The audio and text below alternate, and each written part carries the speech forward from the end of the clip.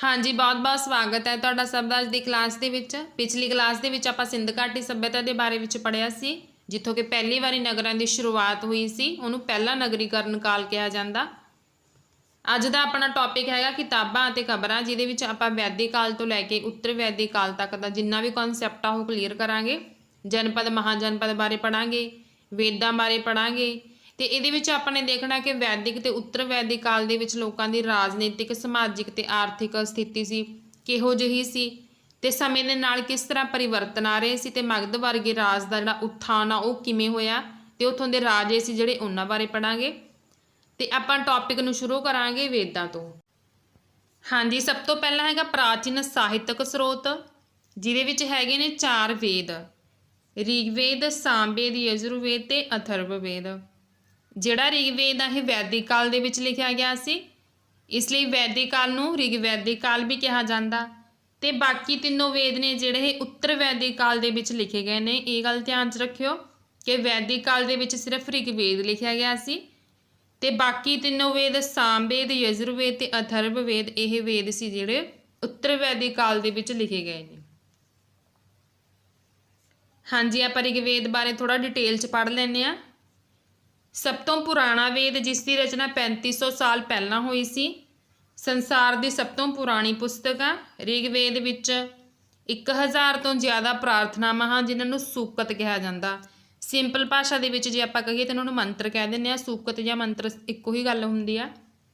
ਸੂਕਤ ਤੋਂ ਭਾਵ ਹੁੰਦਾ ਚੰਗੀ ਤਰ੍ਹਾਂ ਬੋਲਿਆ ਗਿਆ। ਜਿਹੜੀ ਗੱਲ ਬਹੁਤ ਹੀ ਸਾਫ਼ ਤੇ ਸਪਸ਼ਟ ਸ਼ਬਦਾਂ ਵਿੱਚ ਬੋਲੀ ਗਈ ਹੋਵੇ ਉਹਨੂੰ ਆਪਾਂ ਕਹਿ ਦਿੰਦੇ ਆ ਸੂਕਤ। ਰਿਗਵੇਦ ਵਿੱਚ ਵਿਸ਼ਵਾਮਿਤਰ ਨਾਮਕ ਇੱਕ ਰਿਸ਼ੀ ਅਤੇ 2 ਨਦੀਆਂ ਬਿਆਸ ਅਤੇ ਸਤਲੁਜ ਵਿਚਾਲੇ ਇੱਕ ਵਾਰਤਾਲਾਪ ਅਜਿਹੀ ਹੀ ਸੂਕਤ ਦਾ ਇੱਕ ਅੰਸ਼ ਹੈ, ਜਿਸ ਤੋਂ ਆਪਾਂ ਨੂੰ ਪਤਾ ਲੱਗਦਾ ਕਿ ਰਿਗਵੇਦ ਵਿੱਚ ਵਾਰਤਾਲਾਪਾਂ ਵੀ ਸ਼ਾਮਿਲ ਕੀਤੀਆਂ ਗਈਆਂ ਨੇ। NCERT ਦੇ ਬੁੱਕ ਦੇ ਵਿੱਚ ਛੋਟੀ ਜਿਹੀ ਕਹਾਣੀ ਦਿੱਤੀ ਗਈ ਆ ਵੀ ਜੋ ਵੀ ਵਾਰਤਾਲਾਪ ਹੋਈ ਹੈ ਰਿਸ਼ੀ ਤੇ 2 ਨਦੀਆਂ ਦੇ ਵਿਚਾਲੇ। ਇਹ ਕੁਦਰਤੀ ਦੇਵਤਿਆਂ ਦੀ ਪ੍ਰਸ਼ੰਸਾ ਵਿੱਚ ਲਿਖੇ ਗਏ ਮੰਤਰਾਂ ਦਾ ਸੰਗ੍ਰਹਿ। ਇਹਦੇ ਵਿੱਚ ਕੁਦਰਤੀ ਦੇਵਤਿਆਂ ਦੀ ਪ੍ਰਸ਼ੰਸਾ ਲਿਖੀ ਗਈ ਆ। ਅਗਨੀ, ਇੰਦਰ ਅਤੇ ਸੋਮ ਵੈਦਿਕ ਕਾਲ ਦੇ ਮਹੱਤਵਪੂਰਨ ਦੇਵਤੇ ਹਨ, ਜਿਨ੍ਹਾਂ ਦਾ ਜ਼ਿਕਰ ਰਿਗਵੇਦ ਵਿੱਚ ਮਿਲਦਾ। ਰਿਗਵੇਦ ਨੂੰ ਅੱਖਰਾਂ, ਸ਼ਬਦਾਂ ਤੇ ਵਾਕਾਂ ਵਿੱਚ ਵੰਡ ਕੇ ਕੰਠ ਕੀਤਾ ਜਾਂਦਾ ਸੀ। ਮਤਲਬ ਇਹਨੂੰ ਉਚਾਰਿਆ ਜਾਂਦਾ ਸੀ, ਪੜ੍ਹਿਆ ਨਹੀਂ ਸੀ ਜਾਂਦਾ ਵੀ ਇਹਨੂੰ ਕੰਠ ਕਰ ਲਿਆ ਜਾਂਦਾ ਸੀ, ਮਤਲਬ ਯਾਦ ਕਰ ਲਿਆ ਜਾਂਦਾ ਸੀ। ਅੱਖਰਾਂ 'ਚ, ਸ਼ਬਦਾਂ 'ਚ ਦੇ ਵਾਕਾਂ ਵਿੱਚ ਵੰਡ ਲਿਆ ਜਾਂਦਾ ਸੀ, ਫਿਰ ਇਹਨੂੰ ਕੰਠ ਕਰ ਲੈਂਦੇ ਸੀ, ਮਤਲਬ ਯਾਦ ਕਰ ਲੈਂਦੇ ਸੀ। ਜਿਹੜੇ ਮਤਲਬ ਉਹ ਸੀਗੇ ਗੁਰੂ ਸੀਗੇ, ਉਹ ਆਪਦੇ ਵਿਦਿਆਰਥੀ ਨੂੰ ਇਸ ਤਰ੍ਹਾਂ ਇਹਨਾਂ ਨੂੰ ਸ਼ਬਦਾਂ 'ਚ, ਵਾਕਾਂ 'ਤੇ ਅੱਖਰਾਂ ਵਿੱਚ ਵੰਡ ਕੇ ਦਿੰਦੇ ਸੀ ਤੇ ਵਿਦਿਆਰਥੀ ਨੂੰ ਇਸ ਤਰ੍ਹਾਂ ਕੰਠ ਕਰਵਾਇਆ ਜਾਂਦਾ ਸੀ, ਜਿਹੜਾ ਕਿ ਰਿਗਵੇਦ ਆ। ਰਿਗਵੇਦ ਦੀ ਭਾਸ਼ਾ ਪਾਕ ਸੰਸਕ੍ਰਿਤ ਜਾਂ ਵੈਦਿਕ ਸੰਸਕ੍ਰਿਤ ਕਹਾਉਂਦੀ ਹੈ। ਸੰਸਕ੍ਰਿਤ ਦੇ ਵਿੱਚ ਲਿਖਿਆ ਗਿਆ ਰਿਗਵੇਦ। ਰਿਗਵੇਦ ਵਿੱਚ ਸਿੰਧੂ, ਜਿਹਲਮ, ਚੇਨਾਬ, ਰਾਵੀ, ਬਿਆਸ, ਸਤਲੁਜ, ਸਰਸਵਤੀ, ਜਮੁਨਾ ਅਤੇ ਗੰਗਾ ਨਦੀਆਂ ਦਾ ਵਰਣਨ ਕੀਤਾ ਗਿਆ ਹੈ। ਜਿਹੜੇ ਬ੍ਰੈਕਟ ਦੇ ਵਿੱਚ ਸ਼ਬਦ ਲਿਖੇ ਗਏ ਨੇ ਇਹ ਹੈਗੇ ਨੇ ਸੰਸਕ੍ਰਿਤ ਦੇ, ਜਿਵੇਂ ਜਿਹਲਮ ਨੂੰ ਕਹਿੰਦੇ ਨੇ ਵਿਤਸਤਾ, ਚੇਨਾਬ ਨੂੰ ਅਸਕਨੀ, ਰਾਵੀ ਨੂੰ ਪੁਰੁਸ਼ਨੀ, ਬਿਆਸ ਨੂੰ ਵਿਭਾਸ ਤੇ ਸਤਲੁਜ ਨੂੰ ਸ਼ਤੁਦਰੀ ਕਿਹਾ ਜਾਂਦਾ ਸੰਸਕ੍ਰਿਤ ਦੇ ਵਿੱਚ। ਮੋਸਟ ਇੰਪੋਰਟੈਂਟ ਨੇ ਗੱਲਾਂ ਜਿਹੜੀਆਂ ਵੀ ਰਿਗਵੇਦ ਬਾਰੇ ਨੇ ਇਹ। ਹਾਂਜੀ, ਅੱਗੇ ਪੜ੍ਹ ਲੈਂਦੇ ਆਪਾਂ ਸੰਸਕ੍ਰਿਤ ਭਾਸ਼ਾ ਬਾਰੇ। ਇਹ ਇੰਡੋ ਯੂਰਪੀਅਨ ਭਾਸ਼ਾ ਪਰਿਵਾਰ ਦਾ ਹਿੱਸਾ ਹੈ। ਭਾਰਤ ਦੀਆਂ ਕਈ ਭਾਸ਼ਾਵਾਂ, ਫਾਰਸੀ ਭਾਸ਼ਾ ਤੇ ਯੂਰਪ ਦੀਆਂ ਭਾਸ਼ਾਵਾਂ ਇਸੇ ਪਰਿਵਾਰ ਦਾ ਹਿੱਸਾ ਹਨ, ਕਿਉਂਕਿ ਇਹਨਾਂ ਸਾਰੀਆਂ ਭਾਸ਼ਾਵਾਂ ਦੇ ਸ਼ਬਦ ਨੇ ਜਿਹੜੇ ਉਹ ਆਪਸ ਦੇ ਵਿੱਚ ਮਿਲਦੇ ਜੁਲਦੇ ਨੇ, ਇਸ ਲਈ ਕਿਹਾ ਜਾਂਦਾ ਨੇ ਉਹਨੂੰ ਇੰਡੋ ਯੂਰਪੀਅਨ ਭਾਸ਼ਾ ਪਰਿਵਾਰ। ਸੰਸਕ੍ਰਿਤ ਵੀ ਇੰਡੋ ਯੂਰਪੀਅਨ ਭਾਸ਼ਾ ਪਰਿਵਾਰ ਦਾ ਹੀ ਹਿੱਸਾ। ਰਿਗਵੇਦ ਵਿੱਚ ਮਵੇਸ਼ੀ, ਬੱਚੇ ਤੇ ਘੋੜਿਆਂ ਦੀ ਪ੍ਰਾਪਤੀ ਲਈ ਪ੍ਰਾਰਥਨਾਵਾਂ ਕੀਤੀਆਂ ਜਾਂਦੀਆਂ ਸੀ। ਬੱਚੇ ਮਤਲਬ ਕਿ ਖਾਸ ਕਰਕੇ ਪੁੱਤਰ ਦੀ ਕਾਮਨਾ ਕੀਤੀ ਜਾਂਦੀ ਸੀ। ਜ਼ਮੀਨ ਲਈ ਲੜਾਈਆਂ ਲੜੀਆਂ ਜਾਂਦੀਆਂ ਸੀ।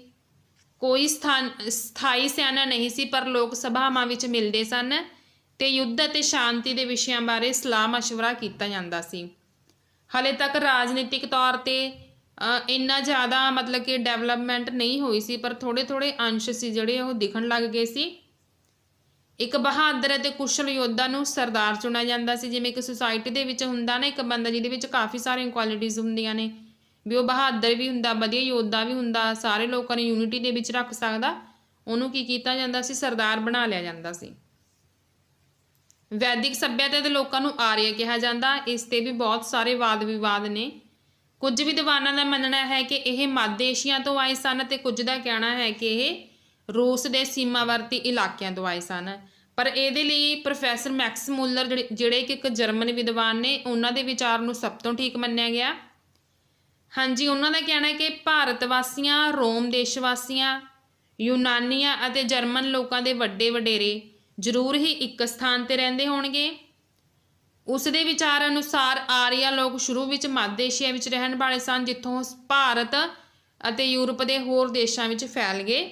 ਇਸ ਤੋਂ ਆਪਾਂ ਮਤਲਬ ਕਿ ਸਮਝ ਸਕਦੇ ਹਾਂ ਵੀ ਜਿਹੜੇ ਆਰੀਆ ਸੀ ਉਹ ਮੱਧ ਏਸ਼ੀਆ ਤੋਂ ਹੀ ਆਏ ਹੋਏ ਸੀ। ਪਹਿਲਾਂ ਉਹ ਇੱਕ ਜਗ੍ਹਾ 'ਤੇ ਇਕੱਠੇ ਰਹਿੰਦੇ ਸੀ ਅਤੇ ਬਾਅਦ ਵਿੱਚ ਯੂਰਪ ਅਤੇ ਭਾਰਤ ਅਤੇ ਯੂਰਪ ਦੇ ਹੋਰ ਕਈ ਦੇਸ਼ਾਂ ਦੇ ਵਿੱਚ ਫੈਲ ਗਏ ਸੀ। ਹਾਂਜੀ, ਅੱਗੇ ਹੈਗਾ ਵੈਦਿਕ ਕਾਲ ਦੇ ਵਿੱਚ ਰਾਜਨੀਤਿਕ ਜੀਵਨ। ਲੋਕਾਂ ਦਾ ਵਰਗੀਕਰਨ ਕੰਮ, ਭਾਸ਼ਾ, ਪਰਿਵਾਰ ਜਾਂ ਸਮੁਦਾਇ ਦੇ ਆਧਾਰ ਉੱਪਰ ਕੀਤਾ ਜਾਂਦਾ ਸੀ। ਯੱਗ ਅਤੇ ਅਨੁਸ਼ਠਾਨ ਕਰਨ ਵਾਲੇ ਨੂੰ ਬ੍ਰਾਹਮਣ ਕਹਿੰਦੇ ਸੀ ਅਤੇ ਦੂਸਰੇ ਸੀ ਰਾਜਾ। ਇਸ ਤਰ੍ਹਾਂ ਇਹ ਦੋ ਵਰਗਾਂ ਵਿੱਚ ਵੰਡੇ ਹੋਏ ਸੀ। ਪਰ ਇਹ ਰਾਜੇ ਕਿਸੇ ਰਾਜਧਾਨੀ ਵਿੱਚ ਜਾਂ ਮਹਿਲਾਂ ਵਿੱਚ ਨਹੀਂ ਰਹਿੰਦੇ ਸੀ। ਇਹਨਾਂ ਕੋਲ ਸੈਨਾ ਵੀ ਨਹੀਂ ਹੁੰਦੀ ਸੀ ਅਤੇ ਨਾ ਹੀ ਇਹ ਕਰ ਵਸੂਲਦੇ ਸੀ, ਕਿਉਂਕਿ ਹਲੇ ਰਾਜਨੀਤੀ ਦੇ ਵਿੱਚ ਮਤਲਬ ਕਿ ਬਹੁਤ ਹੀ ਜ਼ਿਆਦਾ ਵਿਕਾਸ ਨਹੀਂ ਹੋਇਆ ਸੀ। ਕੋਈ ਵੱਡੇ ਰਾਜੇ ਨਹੀਂ ਹੈਗੇ ਸੀ, ਮਤਲਬ ਕਿ ਛੋਟੇ ਮੋਟੇ ਰਾਜੇ ਸੀ ਇਹ, ਜਿਹੜੇ ਮਹਿਲਾਂ ਵਿੱਚ ਵੀ ਨਹੀਂ ਰਹਿੰਦੇ ਸੀ, ਨਾ ਹੀ ਇਹਨਾਂ ਕੋਲ ਕੋਈ ਸੈਨਾ ਹੁੰਦੀ ਸੀ। ਜਨਤਾ ਜਾਂ ਸਮੁਦਾਇ ਲਈ ਜਨ ਜਾਂ ਵਿਸ਼ ਸ਼ਬਦ ਦਾ ਪ੍ਰਯੋਗ ਕੀਤਾ ਜਾਂਦਾ ਸੀ। ਜਨ ਮਤਲਬ ਲੋਕ। ਆਰੰਭਕ ਵੈਦਿਕ ਕਾਲ ਵਿੱਚ ਛੋਟੇ ਛੋਟੇ ਕਬੀਲੇ ਰਾਜ ਕਰਦੇ ਸੀ, ਜਿਨ੍ਹਾਂ ਦਾ ਜ਼ਿਕਰ ਆਪਾਂ ਨੂੰ ਰਿਗਵੇਦ ਦੇ ਵਿੱਚ ਮਿਲਦਾ। ਰਿਗਵੇਦ ਵਿੱਚ ਵਿਸ਼ ਅਤੇ ਜਨਾਂ ਦੇ ਨਾਮ ਮਿਲਦੇ ਨੇ ਆਪਾਂ ਨੂੰ, ਪੂਰੂ ਜਨ, ਭਰਤ ਜਨ ਤੇ ਯਦੂ ਜਨ। ਬਾਅਦ ਵਿੱਚ ਕੁਰੂ, ਪੰਚਾਲ ਤੇ ਵਿਦੇਹ ਆਦਿ ਵੱਡੇ ਰਾਜ ਵੀ ਹੋਂਦ ਵਿੱਚ ਆਏ। ਰਾਜਾ ਆਪਣੇ ਰਾਜ ਦਾ ਮੁਖੀਆ ਹੁੰਦਾ ਸੀ, ਉਹਦਾ ਦਾ ਪੁੱਤਰ ਸੀ ਅੱਗੇ ਉੱਤਰਾਧਿਕਾਰੀ ਬਣਦਾ ਸੀ। ਰਾਜੇ ਨੂੰ ਕਹਿੰਦੇ ਸੀ ਰਾਜਨ। ਤੇ ਰਾਜੇ ਦੀ ਸਹਾਇਤਾ ਲਈ ਦੋ ਮਹੱਤਵਪੂਰਨ ਸੰਸਥਾਵਾਂ ਵੀ ਬਣਾਈਆਂ ਗਈਆਂ ਸੀ, ਜਿਨ੍ਹਾਂ ਨੂੰ ਕਿਹਾ ਜਾਂਦਾ ਸੀ ਸਭਾ ਅਤੇ ਸਮਿਤੀ। ਸਹਾਇਤਾ ਲਈ ਅਧਿਕਾਰੀ ਸਨ ਪੁਰੋਹਿਤ, ਮੁੱਖ ਸਲਾਹਕਾਰ ਅਤੇ ਧਾਰਮਿਕ ਕੰਮ ਕਰਨ ਵਾਲਾ ਹੁੰਦਾ ਸੀ। ਸੈਨਾਨੀ ਸੀ ਜਿਹੜਾ ਉਹ ਸੈਨਾ ਦਾ ਮੁਖੀਆ ਹੁੰਦਾ ਸੀ, ਤੇ ਗ੍ਰਾਮਣੀ ਸੀ ਜਿਹੜਾ ਉਹ ਪਿੰਡ ਦਾ ਮੁਖੀਆ ਹੁੰਦਾ ਸੀ। ਹਾਂਜੀ, ਅੱਗੇ ਆਪਾਂ ਦੇਖ ਲੈਂਦੇ ਹਾਂ ਕਿ ਵੈਦਿਕ ਲੋਕਾਂ ਦਾ ਸਮਾਜਿਕ ਜੀਵਨ ਕਿਸ ਤਰ੍ਹਾਂ ਦਾ ਸੀ। ਸ਼ੁਰੂ ਵਿੱਚ ਜਾਤੀ ਪ੍ਰਥਾ ਕਠੋਰ ਨਹੀਂ ਸੀ, ਪਰੰਤੂ ਬਾਅਦ ਵਿੱਚ ਵੰਸ਼ਗਤ ਅਤੇ ਕਠੋਰ ਹੋ ਗਈ ਸੀ। ਇਸਤਰੀਆਂ ਨੂੰ ਸਮਾਜ ਵਿੱਚ ਬਹੁਤ ਜ਼ਿਆਦਾ ਸਤਿਕਾਰ ਦਿੱਤਾ ਜਾਂਦਾ ਸੀ ਅਤੇ ਉਹਨਾਂ ਨੂੰ ਆਜ਼ਾਦੀ ਪ੍ਰਾਪਤ ਸੀ। ਉਹ ਆਪਣੀ ਮਰਜ਼ੀ ਨਾਲ ਆਪਣਾ ਜੀਵਨ ਜਿਉ ਸਕਦੀਆਂ ਸੀ। ਅਪਲਾ ਘੋਸ਼ਾ ਅਤੇ ਵਿਸ਼ਵਾਰਾ ਵੈਦਿਕ ਕਾਲ ਦੀਆਂ ਪ੍ਰਸਿੱਧ ਇਸਤਰੀਆਂ ਹਨ। ਇਹ ਬਹੁਤ ਹੀ ਇੰਪੋਰਟੈਂਟ ਕੁਐਸਚਨ ਬਣਦਾ ਕਿ ਵੈਦਿਕ ਕਾਲ ਦੇ ਵਿੱਚ ਜਿਹੜੀ ਜਾਤੀ ਪ੍ਰਥਾ ਸੀ ਉਹ ਕਠੋਰ ਨਹੀਂ ਸੀ, ਅਤੇ ਇਸ ਟਾਈਮ ਦੇ ਵਿੱਚ ਇਸਤਰੀਆਂ ਨੂੰ ਵੀ ਬਹੁਤ ਹੀ ਜ਼ਿਆਦਾ ਸਤਿਕਾਰ ਦਿੱਤਾ ਜਾਂਦਾ ਸੀ। ਵੈਦਿਕ ਲੋਕਾਂ ਦਾ ਮੁੱਖ ਭੋਜਨ ਕਣਕ, ਚਾਵਲ ਅਤੇ ਦਾਲਾਂ ਸਨ। ਖਾਸ ਉਤਸਵਾਂ ਦੇ ਮੌਕੇ 'ਤੇ ਉਹ ਸੋਮ ਰਸ ਪੀਂਦੇ ਸੀ। ਰੱਥ ਦੌੜ, ਘੋੜਸਵਾਰੀ, ਸ਼ਿਕਾਰ ਉਹਨਾਂ ਦੀਆਂ ਹਰਮਨ ਪਿਆਰੀਆਂ ਖੇਡਾਂ ਸੀ। ਨੱਚਣਾ, ਗਾਉਣਾ, ਚੌਪਟ ਇਹ ਇਹਨਾਂ ਦੇ ਮਨੋਰੰਜਨ ਦੇ ਸਾਧਨ ਸੀ। ਤਾਂ ਇਸ ਤਰ੍ਹਾਂ ਦਾ ਸੀ ਵੈਦਿਕ ਕਾਲ ਦੇ ਲੋਕਾਂ ਦਾ ਜਿਹੜਾ ਸਮਾਜਿਕ ਜੀਵਨ ਸੀ। ਹਾਂਜੀ, ਅੱਗੇ ਹੈਗਾ ਆਰਥਿਕ ਜੀਵਨ। ਆਰਥਿਕ ਜੀਵਨ ਵਿੱਚ ਖੇਤੀਬਾੜੀ, ਪਸ਼ੂ ਪਾਲਣ, ਉਦਯੋਗਿਕ ਧੰਦੇ, ਵਪਾਰ ਇਹ ਸੀ ਉਹਨਾਂ ਦੇ ਮੁੱਖ ਕਿੱਤੇ। ਗਊ ਸਭ ਤੋਂ ਮਹੱਤਵਪੂਰਨ ਪਸ਼ੂ ਸੀ ਵੈਦਿਕ ਕਾਲ ਦੇ ਵਿੱਚ। ਵਸਤਾਂ ਦੀ ਕੀਮਤ ਸੀ ਜਿਹੜੀ ਉਹ ਗਊਆਂ ਦੀ ਸੰਖਿਆ ਦੇ ਦੁਆਰਾ ਹੀ ਨਿਰਧਾਰਿਤ ਕੀਤੀ ਜਾਂਦੀ ਸੀ। ਸ਼ਾਇਦ ਉਸ ਸਮੇਂ ਸਿੱਕਿਆਂ ਦੀ ਵਰਤੋਂ ਨਹੀਂ ਹੁੰਦੀ ਸੀ, ਇਸ ਲਈ ਵਪਾਰ ਵਿੱਚ ਵਸਤਾਂ ਦੀ ਵਟਾਂਦਰਾ ਪ੍ਰਣਾਲੀ ਪ੍ਰਚਲਿਤ ਸੀ, ਕਿਉਂਕਿ ਸ਼ਾਇਦ ਉਦੋਂ ਸਿੱਕੇ ਸੀ ਜਿਹੜੇ ਉਹ ਨਹੀਂ ਵਰਤੇ ਜਾਂਦੇ ਸੀ। ਹਾਂਜੀ, ਅੱਗੇ ਹੈਗਾ ਧਾਰਮਿਕ ਜੀਵਨ। ਉਹ ਕੁਦਰਤ ਦੀ ਪੂਜਾ ਕਰਦੇ ਸਨ। ਕਈ ਕੁਦਰਤੀ ਸ਼ਕਤੀਆਂ ਵੀ ਉਹਨਾਂ ਦੇ ਦੇਵਤੇ ਸੀ। ਪ੍ਰਿਥਵੀ ਦੇ ਦੇਵਤੇ ਜਿਵੇਂ ਕਿ ਪ੍ਰਿਥਵੀ, ਅੱਗ ਅਤੇ ਸੋਮ। ਆਕਾਸ਼ ਦੇ ਦੇਵਤੇ ਸਨ ਇੰਦਰ ਅਤੇ ਮਾਰੂਤ। ਪੁਲਾੜ ਦੇ ਦੇਵਤੇ ਵਰੁਣ, ਸੂਰਜ, ਭੂਸ਼ਣ, ਵਿਸ਼ਨੂੰ ਤੇ ਅਸ਼ਵਨੀ। ਰਿਗਵੈਦਿਕ ਕਾਲ ਵਿੱਚ ਵਰੁਣ ਅਤੇ ਇੰਦਰ ਮਹੱਤਵਪੂਰਨ ਦੇਵਤੇ ਸਨ, ਤੇ ਉੱਤਰ ਵੈਦਿਕ ਕਾਲ ਦੇ ਵਿੱਚ ਇੰਦਰ ਸਭ ਤੋਂ ਮਹੱਤਵਪੂਰਨ ਦੇਵਤਾ ਬਣ ਗਿਆ ਸੀ।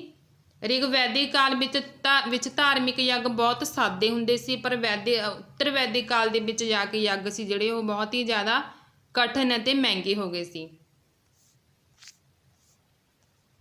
ਹਾਂਜੀ, ਅੱਗੇ ਆਪਾਂ ਪੜ੍ਹ ਲੈਂਦੇ ਹਾਂ ਵਿਗਿਆਨ ਬਾਰੇ। ਬੀਜ ਗਣਿਤ, ਰੇਖਾ ਗਣਿਤ, ਤਿਕੋਣਮਿਤੀ ਬਹੁਤ ਹੀ ਜ਼ਿਆਦਾ ਉੱਨਤ ਸੀ ਉਸ ਟਾਈਮ ਵੈਦਿਕ ਕਾਲ ਦੇ ਸਮੇਂ ਵਿੱਚ। ਵੈਦਿਕ ਲੋਕਾਂ ਨੂੰ ਗ੍ਰਹਿਣ ਦੀ ਗਤੀ ਬਾਰੇ, ਸੂਰਜ ਅਤੇ ਚੰਦਰਮਾ ਗ੍ਰਹਿਣ ਬਾਰੇ, ਤੇ ਪ੍ਰਿਥਵੀ ਦਾ ਆਪਣੀ ਧੁਰੀ ਉੱਤੇ ਚੱਕਰ ਲਗਾਉਣਾ ਤੇ ਸੂਰਜ ਦੇ ਇਰਦ ਗਿਰਦ ਪਰਿਕਰਮਾ ਬਾਰੇ ਵੀ ਪੂਰਾ ਗਿਆਨ ਸੀ। ਉਹਨਾਂ ਨੂੰ ਪਤਾ ਸੀ ਕਿ ਪ੍ਰਿਥਵੀ ਹੈ ਜਿਹੜੀ ਉਹ ਆਪਣੇ ਧੁਰੇ 'ਤੇ ਘੁੰਮਦੀ ਆ ਅਤੇ ਸੂਰਜ ਦੇ ਆਲੇ ਦੁਆਲੇ ਵੀ ਉਹ ਚੱਕਰ ਲਗਾਉਂਦੀ ਆ। ਚਿਕਿਤਸਾ ਵਿਗਿਆਨ ਨੂੰ ਆਯੁਰਵੇਦ ਕਿਹਾ ਜਾਂਦਾ ਸੀ। ਅਤੇ ਇਹ ਵੀ ਕਾਫੀ ਉੱਨਤ ਸੀ। ਇਸ ਤੋਂ ਆਪਾਂ ਸਮਝ ਸਕਦੇ ਹਾਂ ਕਿ ਵੈਦਿਕ ਕਾਲ ਦੇ ਲੋਕ ਸੀਗੇ ਜਿਹੜੇ ਉਹ ਵਿਗਿਆਨ ਨਾਲ ਕਾਫੀ ਜ਼ਿਆਦਾ ਜੁੜੇ ਹੋਏ ਸੀ। ਹਾਂਜੀ, ਅਗਲਾ ਆਪਣਾ ਟੌਪਿਕ ਹੈਗਾ ਮਹਾਪਾਸ਼ਾਣ ਕਾਲ, ਜਿਹਦੇ ਵਿੱਚ ਆਪਾਂ ਦੇਖਣਾ ਕਿ ਪ੍ਰਾਚੀਨ ਸਮੇਂ ਦੇ ਵਿੱਚ ਕਬਰਾਂ ਕਿਸ ਤਰ੍ਹਾਂ ਦੀਆਂ ਮਿਲੀਆਂ ਨੇ, ਕਿਵੇਂ ਦੀਆਂ ਕਬਰਾਂ ਬਣਾਉਂਦੇ ਸੀ ਲੋਕ। ਇੱਕ ਚੀਜ਼ ਮੈਂ ਤੁਹਾਨੂੰ ਹੋਰ ਦੱਸਦਾ ਕਿ ਜਿਹੜਾ ਇਹ ਟੌਪਿਕ NCERT ਦੀ ਬੁੱਕ ਦੇ ਵਿੱਚ ਇਸੇ ਚੈਪਟਰ ਦੇ ਵਿੱਚ ਲਿਖਿਆ ਹੋਇਆ, ਪਰ ਜਿਹੜੇ ਪੰਜਾਬ ਬੋਰਡ ਨੇ ਉਹ ਥੋੜ੍ਹਾ 2-3 ਚੈਪਟਰ ਛੱਡ ਕੇ ਇਹ ਟੌਪਿਕ ਆਊਗਾ 2-3 ਚੈਪਟਰ ਤੋਂ ਬਾਅਦ।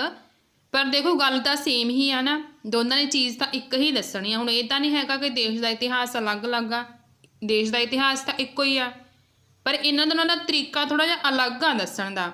ਇਸ ਲਈ ਆਪਾਂ ਦੋਨੋਂ ਬੁੱਕਸ ਨੂੰ ਫੋਲੋ ਕਰਕੇ ਹੀ ਚੱਲ ਰਹੇ ਹਾਂ। ਇਹ ਨਹੀਂ ਹੈਗਾ ਕਿ ਆਪਾਂ ਇੱਕ ਬੁੱਕ ਪੜ੍ਹ ਲਈ ਤੇ ਦੂਸਰੀ ਨੂੰ ਛੱਡ ਦਿਓ। ਆਪਾਂ ਦੋਨੋਂ ਬੁੱਕਸ ਨੂੰ ਫੋਲੋ ਕਰਾਂਗੇ, NCERT ਨੂੰ ਵੀ ਤੇ ਪੰਜਾਬ ਬੋਰਡ ਨੂੰ ਵੀ। ਪੂਰਾ ਸਿਲੇਬਸ ਦੋਨਾਂ ਨੂੰ ਪੜ੍ਹ ਕੇ ਹੀ ਆਪਾਂ ਕੰਪਲੀਟ ਕਰਾਂਗੇ। ਤੇ ਅੱਗੇ ਆਪਾਂ ਦੇਖ ਲੈਂਦੇ ਹਾਂ ਮਹਾਪਾਸ਼ਾਣ ਕਾਲ ਟੌਪਿਕ ਦੇ ਵਿੱਚ ਕੀ ਆ, ਉਹ ਪੜ੍ਹ ਲੈਂਦੇ ਹਾਂ। ਕਿਸੇ ਵਿਸ਼ਾਲ ਪੱਥਰ ਨੂੰ ਮਹਾਪਾਸ਼ਾਣ ਕਿਹਾ ਜਾਂਦਾ ਹੈ। ਮੁਰਦਿਆਂ ਨੂੰ ਦਫਨਾਉਣ ਦੇ ਇੱਕ ਖਾਸ ਰਿਵਾਜ ਦੇ ਕਾਰਨ ਇਹ ਨਾਮ ਦਿੱਤਾ ਗਿਆ ਸੀ ਮਹਾਪਾਸ਼ਾਣ ਕਾਲ, ਕਿਉਂਕਿ ਇਹਨਾਂ ਦਾ ਤਰੀਕਾ ਸੀ ਜਿਹੜਾ ਕੁਛ ਇਸ ਤਰ੍ਹਾਂ ਦਾ ਸੀ। ਉਹ ਕੀ ਕਰਦੇ ਸੀ, ਜਦੋਂ ਵੀ ਕਿਸੇ ਇਨਸਾਨ ਨੂੰ ਦਫਨਾਉਂਦੇ ਸੀ ਨਾ, ਕਬਰ ਦੇ ਆਲੇ ਦੁਆਲੇ ਵੱਡੇ ਵੱਡੇ ਪੱਥਰ ਰੱਖ ਦਿੰਦੇ ਹੁੰਦੇ ਸੀ। ਮਹਾਪਾਸ਼ਾਣ ਮਤਲਬ ਵਿਸ਼ਾਲ ਪੱਥਰ, ਜਿਹੜੇ ਬਹੁਤ ਵੱਡੇ ਪੱਥਰ ਹੁੰਦੇ ਨੇ। ਕਬਰ ਦੇ ਆਲੇ ਦੁਆਲੇ ਇੱਕ ਗੋਲ ਵਾੜ ਬਣਾ ਦਿੰਦੇ ਹੁੰਦੇ ਸੀ ਪੱਥਰਾਂ ਦੇ ਨਾਲ। ਇਸ ਕਰਕੇ ਇਹਨੂੰ ਕਿਹਾ ਜਾਂਦਾ ਕਿ ਇਹ ਮਹਾਪਾਸ਼ਾਣ ਕਾਲ ਦੀਆਂ ਮਤਲਬ ਕਿ ਵੱਡੇ ਪੱਥਰ ਦੀਆਂ ਕਬਰਾਂ ਨੇ ਇਹ ਪ੍ਰਥਾ ਦੱਖਣੀ ਭਾਰਤ, ਉੱਤਰ ਪੂਰਬੀ ਭਾਰਤ ਅਤੇ ਕਸ਼ਮੀਰ ਵਿੱਚ ਪ੍ਰਚਲਿਤ ਸੀ। ਕੁਝ ਵੱਡੇ ਪੱਥਰ ਜ਼ਮੀਨ ਦੇ ਉੱਪਰ ਅਤੇ ਕੁਝ ਜ਼ਮੀਨ ਦੇ ਅੰਦਰ ਦਿਖਾਈ ਦਿੰਦੇ ਨੇ। ਮ੍ਰਿਤਕਾਂ ਨੂੰ ਖਾਸ ਕਿਸਮ ਦੇ ਮਿੱਟੀ ਦੇ ਬਰਤਨਾਂ ਨਾਲ ਦਫਨਾਇਆ ਜਾਂਦਾ ਸੀ, ਜਿਨ੍ਹਾਂ ਨੂੰ ਕਿਹਾ ਜਾਂਦਾ ਸੀ ਕਾਲੇ ਤੇ ਲਾਲ ਰੰਗ ਦੇ ਬਰਤਨਾਂ ਦੇ ਨਾਮ ਨਾਲ ਇਹਨਾਂ ਨੂੰ ਜਾਣਿਆ ਜਾਂਦਾ ਸੀ। ਉਸ ਤਰ੍ਹਾਂ ਦੇ ਬਰਤਨ ਬਣਾਉਂਦੇ ਹੋਣਗੇ ਉਹ। ਦੱਖਣ ਅਤੇ ਦੱਖਣੀ ਭਾਰਤ ਵਿੱਚ ਲੋਹੇ ਦਾ ਪ੍ਰਯੋਗ 1200 ਈਸਵੀ ਪੂਰਬ ਵਿੱਚ ਸ਼ੁਰੂ ਹੋਇਆ। ਪੰਜਾਬ ਬੋਰਡ ਦੇ ਅਕੋਰਡਿੰਗ ਇਹ ਡੇਟ ਲਿਖੀ ਆਪਾਂ ਨੇ। ਲੋਹੇ ਦੇ ਔਜ਼ਾਰ ਅਤੇ ਹਥਿਆਰ, ਘੋੜਿਆਂ ਦੇ ਕੰਕਾਲ, ਪੱਥਰ ਅਤੇ ਸੋਨੇ ਦੇ ਗਹਿਣੇ ਮਿਲੇ ਨੇ। ਜਿਹੜੇ ਲੋਕ ਖੋਜ ਕਰਦੇ ਨੇ ਉਹਨਾਂ ਨੂੰ ਚੀਜ਼ਾਂ ਮਿਲੀਆਂ ਨੇ ਲੋਹੇ ਦੀਆਂ। ਇਸ ਤੋਂ ਪਤਾ ਲੱਗਦਾ ਕਿ ਜਿਹੜੇ ਦੱਖਣ ਤੇ ਦੱਖਣੀ ਭਾਰਤ ਦੇ ਲੋਕ ਸੀਗੇ ਜਿਹੜੇ, ਉਹ ਲੋਹੇ ਦਾ ਪ੍ਰਯੋਗ ਕਰਨ ਲੱਗ ਗਏ ਸੀ 1200 ਈਸਵੀ ਪੂਰਬ ਦੇ ਵਿੱਚ। ਪਰ ਤੁਸੀਂ ਇੱਕ ਚੀਜ਼ ਧਿਆਨ 'ਚ ਰੱਖਣੀ ਹੈ ਕਿ ਪੂਰੇ ਦੇਸ਼ ਦੇ ਵਿੱਚ ਹਲੇ ਲੋਹੇ ਦਾ ਪ੍ਰਯੋਗ ਸ਼ੁਰੂ ਨਹੀਂ ਹੋਇਆ ਸੀ। ਆਪਾਂ ਇੱਥੇ ਸਿਰਫ 2 ਸਥਾਨਾਂ ਦੀ ਗੱਲ ਕੀਤੀ ਆ, ਦੱਖਣ ਤੇ ਦੱਖਣੀ ਭਾਰਤ। ਪਰ ਜਿਹੜੇ ਬਾਕੀ ਜਿਹੜੇ ਲੋਕ ਸੀਗੇ ਉਹ ਇਸ ਤੋਂ ਹਲੇ ਤੱਕ ਅਣਜਾਣ ਹੀ ਸੀਗੇ। ਇੱਕ ਵਿਅਕਤੀ ਦੀ ਕਬਰ ਕੋਲ 33 ਸੋਨੇ ਦੇ ਮਣਕੇ ਅਤੇ ਸ਼ੰਖ ਪਾਏ ਗਏ ਨੇ ਤੇ ਦੂਸਰੇ ਕੰਕਾਲਾਂ ਕੋਲ ਸਿਰਫ ਕੁਝ ਮਿੱਟੀ ਦੇ ਬਰਤਨ ਹੀ ਮਿਲੇ ਨੇ। ਕੁਝ ਲੋਕ ਅਮੀਰ ਹੁੰਦੇ ਹੋਣਗੇ ਤੇ ਕੁਝ ਗਰੀਬ ਹੁੰਦੇ ਹੋਣਗੇ। ਜਿਹੜੇ ਅਮੀਰ ਸੀਗੇ ਉਹ ਸੋਨੇ ਦੇ ਮਣਕੇ ਤੇ ਸ਼ੰਖ ਵਗੈਰਾ ਰੱਖ ਦਿੰਦੇ ਹੋਣਗੇ ਤੇ ਕਈ ਸਿਰਫ ਬਰਤਨ ਰੱਖਦੇ ਹੋਣਗੇ। ਕਈ ਪਰਿਵਾਰਾਂ ਨੂੰ ਇੱਕ ਹੀ ਕਬਰ ਵਿੱਚ ਵੱਖ-ਵੱਖ ਸਮੇਂ ਵਿੱਚ ਦਫਨਾਇਆ ਗਿਆ। ਕੁਝ ਇਹੋ ਜਿਹੀਆਂ ਕਬਰਾਂ ਵੀ ਮਿਲੀਆਂ ਨੇ ਜਿੱਥੇ ਕਿ ਕਈ ਇਨਸਾਨਾਂ ਨੂੰ ਦਫਨਾਇਆ ਗਿਆ ਇੱਕ ਕਬਰ ਦੇ ਵਿੱਚ ਹੀ। ਅੱਗੇ ਆਪਾਂ ਦੇਖ ਲੈਂਦੇ ਕਿ ਇਨਾਮ ਗਾਂਵ ਤੋਂ ਕਿਸ ਤਰ੍ਹਾਂ ਦੀਆਂ ਕਬਰਾਂ ਮਿਲੀਆਂ ਨੇ। ਇਹ ਭੀਮਾ ਦੀ ਸਹਾਇਕ ਨਦੀ ਘੋੜ ਦੇ ਕਿਨਾਰੇ ਇੱਕ ਜਗ੍ਹਾ ਹੈ। ਇੱਥੇ ਇੱਕ ਆਦਮੀ ਨੂੰ 4 ਕਮਰਿਆਂ ਵਾਲੇ ਮਕਾਨ ਦੇ ਵਿਹੜੇ ਵਿੱਚ ਮਿੱਟੀ ਦੇ ਸੰਦੂਕ ਵਿੱਚ ਦਫਨਾਇਆ ਗਿਆ। ਤੇ ਇੱਥੋਂ ਹੋਰ ਕਿਹੜੀਆਂ ਚੀਜ਼ਾਂ ਮਿਲੀਆਂ ਨੇ ਉਹ ਦੇਖ ਲੈਂਦੇ ਹਾਂ। ਜਿਵੇਂ ਕਣਕ ਹੋ ਗਈ, ਜੌਂ, ਚਾਵਲ, ਦਾਲਾਂ, ਬਾਜਰਾ, ਮਟਰ, ਤਿਲ ਦੇ ਬੀਜ ਮਿਲੇ ਨੇ। ਮਤਲਬ ਇਹਨਾਂ ਸਾਰੀਆਂ ਚੀਜ਼ਾਂ ਦੇ ਜਿਸ ਤੋਂ ਆਪਾਂ ਅੰਦਾਜ਼ਾ ਲਗਾ ਸਕਦੇ ਹਾਂ ਕਿ ਸਾਰੀਆਂ ਜਿਹੜੇ ਅਨਾਜ ਸੀ ਉਹਦੇ ਬਾਰੇ ਵਿੱਚ ਇਹਨਾਂ ਲੋਕਾਂ ਨੂੰ ਗਿਆਨ ਹੈਗਾ ਸੀ, ਪਤਾ ਸੀ ਇਹਨਾਂ ਨੂੰ। ਕਈ ਜਾਨਵਰਾਂ ਦੀਆਂ ਹੱਡੀਆਂ ਵੀ ਇੱਥੋਂ ਪ੍ਰਾਪਤ ਹੋਈਆਂ ਨੇ। ਬੇਰ, ਆਮਲਾ, ਜਾਮਨ, ਖਜੂਰ ਅਤੇ ਕਈ ਪ੍ਰਕਾਰ ਦੀਆਂ ਰਸ ਭਰੀਆਂ ਇਕੱਤਰ ਕਰਨ ਦੇ ਸਬੂਤ ਵੀ ਇੱਥੋਂ ਮਿਲੇ ਨੇ। ਇਨਾਮ ਗਾਂਵ ਤੋਂ ਇਲਾਵਾ ਤਕਲਾ ਘਾਟ, ਮਹੂਰ ਝੜੀ ਦੱਖਣੀ ਭਾਰਤ ਵਿੱਚ ਮਾਸਕੀਕੋਪ ਵੱਲ ਅਤੇ ਬ੍ਰਹਮਗਿਰੀ ਦੇ ਵਿੱਚ ਵੀ ਮਹਾਪਾਸ਼ਾਣ ਕਾਲ ਦੇ ਖੰਡਰ ਮਿਲੇ ਨੇ। ਇਸ ਤਰ੍ਹਾਂ ਦੀਆਂ ਚੀਜ਼ਾਂ ਮਿਲੀਆਂ ਨੇ। ਇਨਾਮ ਗਾਂਵ ਤੋਂ ਵੀ ਮਿਲੀਆਂ ਨੇ ਤੇ ਬਾਕੀ ਜਿਹੜੇ ਆ ਸਥਾਨ ਹੋ ਗਏ ਇੱਥੋਂ ਵੀ ਖੰਡਰ ਮਿਲੇ ਨੇ, ਕਬਰਾਂ ਮਿਲੀਆਂ ਨੇ ਇਸ ਤਰ੍ਹਾਂ ਦੀਆਂ ਮਹਾਪਾਸ਼ਾਣ ਕਾਲ ਦੀਆਂ। ਤੇ ਇਹ ਲੋਕ ਵਸਤੂਆਂ ਨੂੰ ਇਸ ਤਰ੍ਹਾਂ ਕਬਰਾਂ ਦੇ ਨਾਲ ਕਿਉਂ ਦਫਨਾਉਂਦੇ ਸੀ? ਕਿਉਂਕਿ ਕਹਿੰਦੇ ਸੋਚਦੇ ਸੀਗੇ ਕਿ ਜਿਹੜੇ ਇਹ ਲੋਕ ਨੇਗੇ ਇਹ ਮੌਤ ਤੋਂ ਬਾਅਦ ਕਿਸੇ ਦੂਸਰੀ ਦੁਨੀਆ ਦੇ ਵਿੱਚ ਚੱਲ ਜਾਣਗੇ, ਹੈ ਨਾ, ਵੀ ਉੱਥੇ ਵੀ ਇਹਨਾਂ ਨੂੰ ਇਹ ਚੀਜ਼ਾਂ ਦੀ ਜ਼ਰੂਰਤ ਪਊਗੀ। ਤਾਂ ਹੀ ਕਰਕੇ ਉਹ ਕੀ ਕਰਦੇ ਸੀਗੇ, ਜਦੋਂ ਇਨਸਾਨ ਨੂੰ ਦਫਨਾਉਂਦੇ ਸੀਗੇ ਕਬਰ ਦੇ ਵਿੱਚ ਉਹ ਕਾਫੀ ਸਾਰੀਆਂ ਵਸਤੂਆਂ ਵੀ ਰੱਖ ਦਿੰਦੇ ਸੀ ਕਿ ਜਦੋਂ ਇਹ ਦੂਸਰੀ ਦੁਨੀਆ ਦੇ ਵਿੱਚ ਜਾਣਗੇ ਤਾਂ ਉੱਥੇ ਇਹ ਸਮਾਨ, ਇਹ ਚੀਜ਼ਾਂ ਨੇ ਜਿਹੜੀਆਂ ਇਹਨਾਂ ਦੇ ਕੰਮ ਆਉਣਗੀਆਂ। ਤਾਂ ਕੁਛ ਇਸ ਤਰ੍ਹਾਂ ਦੀ ਸੋਚ ਦੇ ਵਿਚਾਰ ਸੀ ਜਿਹੜੇ ਪ੍ਰਾਚੀਨ ਸਮੇਂ ਦੇ ਲੋਕ ਸੀਗੇ। ਕਬਰਾਂ ਤੋਂ ਪਤਾ ਲੱਗਦਾ ਆਪਾਂ ਨੂੰ ਜਿਹੜੀਆਂ ਪ੍ਰਾਚੀਨ ਸਮੇਂ ਦੀਆਂ ਕਬਰਾਂ ਮਿਲਦੀਆਂ ਨੇ, ਹੈ ਨਾ। ਤਾਂ ਇਹ ਸੀ ਆਪਣਾ ਮਹਾਪਾਸ਼ਾਣ ਕਾਲ ਵਾਲਾ ਟੌਪਿਕ। ਇਸ ਤੋਂ ਅੱਗੇ ਹੁਣ ਆਪਾਂ ਪੜਾਂਗੇ ਜਨਪਦ ਤੇ ਮਹਾਜਨਪਦ ਬਾਰੇ। ਹਾਂਜੀ, ਅੱਜ ਦਾ ਆਪਣਾ ਅਗਲਾ ਟੌਪਿਕ ਹੈਗਾ ਰਾਜ, ਰਾਜਾ ਅਤੇ ਇੱਕ ਪ੍ਰਾਚੀਨ ਗਣਰਾਜ। 600 ਈਸਵੀ ਪੂਰਵ ਤੋਂ 400 ਈਸਵੀ ਪੂਰਵ ਤੱਕ ਦਾ ਸਮਾਂ। ਇਹਦੇ ਵਿੱਚ ਆਪਾਂ ਪੜਾਂਗੇ ਉੱਤਰ ਵੈਦਿਕ ਕਾਲ ਦੇ ਵੇਦਾਂ ਬਾਰੇ, ਜਨਪਦ ਮਹਾਜਨਪਦ ਬਾਰੇ, ਤੇ ਦੇਖਾਂਗੇ ਕਿ ਮਗਧ ਵਰਗੇ ਵੱਡੇ ਰਾਜ ਦਾ ਉત્ਥਾਨ ਕਿਸ ਤਰ੍ਹਾਂ ਹੋਇਆ ਸੀ ਤੇ ਉੱਥੋਂ ਦੇ ਰਾਜੇ ਕਿਹੜੇ-ਕਿਹੜੇ ਸੀ। ਪਿੱਛੇ ਆਪਾਂ ਪੜ੍ਹ ਚੁੱਕੇ ਹਾਂ ਕਿ ਰਾਜਾ ਲੋਕਾਂ ਦੁਆਰਾ ਚੁਣਿਆ ਜਾਂਦਾ ਸੀ, ਪਰ ਇਸ ਸਮੇਂ ਵਿੱਚ ਆ ਕੇ ਰਾਜਾ ਬਣਨ ਦੀ ਪ੍ਰਕਿਰਿਆ ਸੀ ਜਿਹੜੀ ਉਹ ਬਦਲ ਗਈ ਸੀ। ਕਈ ਲੋਕ ਵੱਡੇ ਵੱਡੇ ਯੱਗਾਂ ਦਾ ਆਯੋਜਨ ਕਰ ਰਾਜੇ ਦੇ ਰੂਪ ਵਿੱਚ ਪ੍ਰਤਿਸ਼ਠਿਤ ਹੋਣ ਲੱਗੇ ਸੀ। ਅਸ਼ਵਮੇਘ ਯੱਗ ਇੱਕ ਇਹੋ ਜਿਹਾ ਹੀ ਆਯੋਜਨ ਸੀ। ਘੋੜੇ ਨੂੰ ਸੰਸਕ੍ਰਿਤ ਦੇ ਵਿੱਚ ਅਸ਼ਵ ਕਹਿੰਦੇ ਨੇ, ਜਿਸ ਵਿੱਚ ਇੱਕ ਘੋੜੇ ਨੂੰ ਲੋਕਾਂ ਦੀ ਦੇਖ ਰੇਖ ਵਿੱਚ ਸੁਤੰਤਰ ਛੱਡ ਦਿੱਤਾ ਜਾਂਦਾ ਸੀ। ਜੇਕਰ ਇਸ ਘੋੜੇ ਨੂੰ ਕਿਸੇ ਦੂਜੇ ਰਾਜੇ ਨੇ ਰੋਕ ਲਿਆ ਤਾਂ ਉਸ ਨੂੰ ਯੱਗ ਕਰਨ ਵਾਲੇ ਰਾਜੇ ਨਾਲ ਯੁੱਧ ਕਰਨਾ ਪੈਂਦਾ ਸੀ। ਪਰ ਜੇ ਕਿਸੇ ਰਾਜੇ ਨੇ ਘੋੜੇ ਨੂੰ ਨਹੀਂ ਰੋਕਿਆ ਤਾਂ ਇਹ ਮੰਨ ਲਿਆ ਜਾਂਦਾ ਸੀ ਕਿ ਜਿਹੜਾ ਯੱਗ ਕਰਨ ਵਾਲਾ ਰਾਜਾ ਉਹ ਬਹੁਤ ਹੀ ਜ਼ਿਆਦਾ ਸ਼ਕਤੀਸ਼ਾਲੀ ਹੈ। ਸਾਰੇ ਰਾਜਿਆਂ ਨੂੰ ਯੱਗ ਵਿੱਚ ਆਮੰਤਰਿਤ ਕੀਤਾ ਜਾਂਦਾ ਸੀ, ਜੋ ਕਿ ਰਾਜੇ ਲਈ ਬਹੁਤ ਸਾਰੇ ਉਪਹਾਰ ਲੈ ਕੇ ਆਉਂਦੇ ਸੀ। ਵੈਸ਼ ਵਰਗ ਨਾਲ ਸੰਬੰਧਿਤ ਲੋਕ ਵੀ ਯੱਗ ਵਿੱਚ ਸ਼ਾਮਿਲ ਹੁੰਦੇ ਸੀ, ਪਰ ਸ਼ੂਦਰਾਂ ਨੂੰ ਕਿਸੇ ਵੀ ਆਯੋਜਨ ਵਿੱਚ ਸ਼ਾਮਿਲ ਨਹੀਂ ਕੀਤਾ ਜਾਂਦਾ ਸੀ, ਕਿਉਂਕਿ ਇੱਥੇ ਆ ਕੇ ਜਿਹੜੀ ਜਾਤੀ ਪ੍ਰਥਾ ਸੀ ਉਹ ਕਾਫੀ ਜ਼ਿਆਦਾ ਕਠੋਰ ਹੋ ਗਈ ਸੀ। ਹਾਂਜੀ, ਅੱਗੇ ਆਪਾਂ ਪੜ੍ਹ ਲੈਂਦੇ ਹਾਂ ਉੱਤਰ ਵੈਦਿਕ ਕਾਲ ਦੇ ਵੇਦਾਂ ਬਾਰੇ। ਇਸ ਸਮੇਂ ਉੱਤਰ ਭਾਰਤ, ਵਿਸ਼ੇਸ਼ ਤੌਰ ਤੇ ਗੰਗਾ ਯਮੁਨਾ ਦੇ ਖੇਤਰ ਵਿੱਚ ਕਈ ਗ੍ਰੰਥ ਰਚੇ ਗਏ ਸੀ। ਰਿਗਵੇਦ ਤੋਂ ਬਾਅਦ ਰਚੇ ਹੋਣ ਕਰਕੇ ਇਹਨਾਂ ਨੂੰ ਕਿਹਾ ਜਾਂਦਾ ਉੱਤਰ ਵੈਦਿਕ ਗ੍ਰੰਥ। ਇਹ ਹਨ ਸਾਮਵੇਦ, ਯਜੁਰਵੇਦ ਤੇ ਅਥਰਵਵੇਦ। ਇਸ ਤਰ੍ਹਾਂ ਦੇ ਹੋਰ ਵੀ ਕਈ ਗ੍ਰੰਥ ਮਿਲੇ ਨੇ, ਪਰ ਜਿਹੜੇ ਇਹ ਚਾਰੇ ਵੇਦ ਨੇ ਬਹੁਤ ਹੀ ਜ਼ਿਆਦਾ ਮਹੱਤਵਪੂਰਨ ਨੇ। ਸਭ ਤੋਂ ਪਹਿਲਾਂ ਹੈਗਾ ਸਾਮਵੇਦ, ਇਹ ਸਭ ਤੋਂ ਛੋਟਾ ਵੇਦ ਆ। ਸੰਗੀਤ ਨਾਲ ਸੰਬੰਧਿਤ ਆ, ਕਿਸ ਮੰਤਰ ਨੂੰ ਕਿਸ ਸੁਰ ਵਿੱਚ ਗਾਇਆ ਜਾਣਾ ਹੈ ਉਹ ਇਹਦੇ ਵਿੱਚ ਦੱਸਿਆ ਗਿਆ। ਸਾਮਵੇਦ ਮੰਤਰਾਂ ਦਾ ਕਾਰਜ ਕੀ ਆ, ਉਹ ਦੇਵਤਿਆਂ ਨੂੰ ਪ੍ਰਸੰਨ ਕਰਨਾ, ਜਿਹੜੇ ਇਹਦੇ ਵਿੱਚ ਮੰਤਰ ਲਿਖੇ ਗਏ ਨੇ। ਇਸ ਨੂੰ ਦੋ ਭਾਗਾਂ ਵਿੱਚ ਵੰਡਿਆ ਗਿਆ, ਪੂਰਵ ਅਰਚਿਕ ਅਤੇ ਉੱਤਰ ਅਰਚਿਕ। ਇਹਦੇ ਵਿੱਚ ਮੰਤਰ ਹੈਗੇ ਨੇ 1875। 69 ਮੰਤਰਾਂ ਨੂੰ ਛੱਡ ਕੇ ਸਾਰੇ ਮੰਤਰ ਰਿਗਵੇਦ ਵਿੱਚੋਂ ਲਏ ਗਏ ਹਨ, ਅਤੇ ਇਹਦੇ ਵਿੱਚ 17 ਮੰਤਰ ਨੇ ਜਿਹੜੇ ਉਹ ਅਥਰਵਵੇਦ ਅਤੇ ਯਜੁਰਵੇਦ ਦੇ ਵੀ ਮਿਲਦੇ ਨੇ। ਪਰ ਫਿਰ ਵੀ ਇਹ ਵੇਦ ਆ ਜਿਹੜਾ ਬਹੁਤ ਹੀ ਜ਼ਿਆਦਾ ਮਹੱਤਵਪੂਰਨ ਆ। ਹਾਂਜੀ, ਅਗਲਾ ਵੇਦ ਹੈਗਾ ਯਜੁਰਵੇਦ, ਜਿਹੜਾ ਕਿ ਯੱਗ, ਪੂਜਾ ਕਰਨ, ਦਾਨ ਕਰਨ ਅਤੇ ਕਰਮ ਕਾਂਡਾਂ ਨਾਲ ਸੰਬੰਧਿਤ ਆ। ਇਸ ਗ੍ਰੰਥ ਤੋਂ ਆਰੀਆ ਲੋਕਾਂ ਦੇ ਸਮਾਜਿਕ ਅਤੇ ਆਰਥਿਕ ਜੀਵਨ ਬਾਰੇ ਆਪਾਂ ਨੂੰ ਜਾਣਕਾਰੀ ਮਿਲਦੀ ਆ, ਤੇ ਇਹਦੀਆਂ ਦੋ ਸ਼ਾਖਾਵਾਂ ਨੇ। ਦੱਖਣ ਭਾਰਤ ਵਿੱਚ ਪ੍ਰਚਲਿਤ ਕ੍ਰਿਸ਼ਨ ਯਜੁਰਵੇਦ ਸ਼ਾਖਾ ਅਤੇ ਉੱਤਰ ਭਾਰਤ ਵਿੱਚ ਪ੍ਰਚਲਿਤ ਸ਼ੁਕਲ ਯਜੁਰਵੇਦ ਸ਼ਾਖਾ। ਅਗਲਾ ਵੇਦ ਹੈਗਾ ਅਥਰਵਵੇਦ। ਇਹਦੇ ਵਿੱਚ 20 ਕਾਂਡ ਨੇ ਤੇ ਮੰਤਰ ਹੈਗੇ ਨੇ 760। ਜਾਦੂ ਟੂਣੇ ਨਾਲ ਸੰਬੰਧਿਤ ਵੇਦ ਆ, ਪਰ ਕਈ ਜਿਹੜੇ ਵਿਦਵਾਨ ਨੇ ਉਹ ਮਤਲਬ ਇਸ ਚੀਜ਼ ਨੂੰ ਲੈ ਕੇ ਥੋੜ੍ਹਾ ਜਿਹਾ ਮਤਭੇਦ ਰੱਖਦੇ ਨੇ। ਉਹ ਕਹਿੰਦੇ ਨੇ ਕਿ ਇਹ ਜਾਦੂ ਟੂਣੇ ਨਾਲ ਸੰਬੰਧਿਤ ਨਹੀਂ ਹੈਗਾ, ਕਿਉਂਕਿ ਕਹਿੰਦੇ ਵੀ ਜਿਹੜੀਆਂ ਚੀਜ਼ਾਂ, ਜਿਹੜੇ ਮੰਤਰ ਇਸ 'ਚ ਲਿਖੇ ਗਏ ਨੇ ਕਿ ਆਪਣੀ ਸੋਚ ਆ ਜਿਹੜੀ ਉੱਥੇ ਤੱਕ ਪਹੁੰਚ ਹੀ ਨਹੀਂ ਸਕਦੀ, ਕਿ ਆਪਾਂ ਤਾਂ ਉਹਨਾਂ ਚੀਜ਼ਾਂ ਨੂੰ ਸਮਝਣ ਦੇ ਸਮਰੱਥ ਹੀ ਨਹੀਂ ਹੈਗੇ। ਕਿ ਜਿਹੜੇ ਉਹ ਰਿਸ਼ੀ ਸੀਗੇ ਜਿਨ੍ਹਾਂ ਨੇ ਇਹ ਵੇਦ ਸੀ ਜਿਹੜੇ ਲਿਖੇ ਸੀ, ਉਹ ਇੰਨੇ ਉੱਚ ਕੋਟੀ ਦੇ ਸੀ ਵੀ ਆਪਾਂ ਉਹਨਾਂ ਦੀ ਸੋਚ ਤੱਕ ਨਹੀਂ ਪਹੁੰਚ ਸਕਦੇ, ਉਸ ਨੂੰ ਸੋਚਣ ਦੇ ਸਮਝਣ ਦੇ ਸਮਰੱਥ ਨਹੀਂ ਹੈਗੇ। ਇਸ ਲਈ ਆਪਾਂ ਸਮਝਦੇ ਹਾਂ ਕਿ ਇਹ ਜਾਦੂ ਟੂਣੇ ਨਾਲ ਸੰਬੰਧਿਤ ਹੈ। ਕਹਿੰਦੇ ਪਰ ਜਾਦੂ ਟੂਣੇ ਨਾਲ ਸੰਬੰਧਿਤ ਇਸ ਦੇ ਵਿੱਚ ਕੋਈ ਚੀਜ਼ ਨਹੀਂ ਹੈਗੀ, ਇਸ ਲਈ ਇਸ ਨੂੰ ਲੈ ਕੇ ਥੋੜ੍ਹਾ ਜਿਹਾ ਮਤਭੇਦ ਆ। ਚਿਕਿਤਸਾ, ਵਿਗਿਆਨ ਅਤੇ ਦਰਸ਼ਨ ਦੇ ਵੀ ਮੰਤਰ ਮਿਲਦੇ ਨੇ ਆਪਾਂ ਨੂੰ ਅਥਰਵਵੇਦ ਦੇ ਵਿੱਚ। ਰੋਗਾਂ ਦਾ ਇਲਾਜ ਕਰਨ ਵਾਲੀਆਂ ਔਸ਼ਧੀਆਂ ਬਾਰੇ ਇਹਦੇ ਵਿੱਚ ਲਿਖਿਆ ਹੋਇਆ। ਮੌਤ ਨੂੰ ਦੂਰ ਕਰਨ ਦੇ ਸਾਧਨ ਤੇ ਬ੍ਰਹਮ ਗਿਆਨ ਦਾ ਇਹਦੇ ਵਿੱਚ ਗਿਆਨ ਦੇ ਜਿਹੜੇ ਇਹਦੇ ਵਿੱਚ ਨੇ ਮੰਤਰ ਲਿਖੇ ਗਏ ਨੇ। ਹਾਂਜੀ, ਅੱਗੇ ਆਪਾਂ ਪੜ੍ਹ ਲੈਂਦੇ ਹਾਂ ਵਰਨਾਂ ਬਾਰੇ ਕਿ ਕਿਸ ਤਰ੍ਹਾਂ ਸਮਾਜ ਨੂੰ 4 ਵਰਗਾਂ ਵਿੱਚ ਵੰਡ ਦਿੱਤਾ ਗਿਆ ਸੀ, ਜਿਹਨੂੰ ਆਪਾਂ ਵਰਨ ਕਹਿੰਦੇ ਹਾਂ। ਬ੍ਰਾਹਮਣ, ਸ਼ਾਸਕ, ਵੈਸ਼ ਤੇ ਸ਼ੂਦਰ, ਇਹਨਾਂ 4 ਵਰਗਾਂ ਦੇ ਵਿੱਚ ਸਮਾਜ ਨੂੰ ਵੰਡ ਦਿੱਤਾ ਗਿਆ ਸੀ। ਬ੍ਰਾਹਮਣਾਂ ਦਾ ਕੰਮ ਹੈਗਾ ਸੀ ਪੜ੍ਹਨਾ, ਪੜ੍ਹਾਉਣਾ ਤੇ ਯੱਗ ਕਰਨਾ। ਸ਼ਾਸਕ, ਜਿਨ੍ਹਾਂ ਨੂੰ ਕਸ਼ੱਤਰੀ ਕਹਿ ਦਿੰਦੇ ਆ, ਖੱਤਰੀ ਵੀ ਕਹਿ ਦਿੰਦੇ ਆ, ਇਹਨਾਂ ਦਾ ਕੰਮ ਸੀ ਯੁੱਧਾਂ ਵਿੱਚ ਭਾਗ ਲੈਣਾ, ਲੋਕਾਂ ਦੀ ਰੱਖਿਆ ਕਰਨਾ ਸੀ। ਵੈਸ਼ ਜਿਹੜੇ ਸੀਗੇ ਇਹਨਾਂ ਵਿੱਚ ਆ ਜਾਂਦੇ ਸੀ ਕਿਸਾਨ, ਪਸ਼ੂ ਪਾਲਕ ਤੇ ਵਪਾਰੀ। ਕਸ਼ੱਤਰੀ ਅਤੇ ਵੈਸ਼ ਦੋਨਾਂ ਨੂੰ ਹੀ ਯੱਗ ਕਰਨ ਦਾ ਅਧਿਕਾਰ ਹੈਗਾ ਸੀ।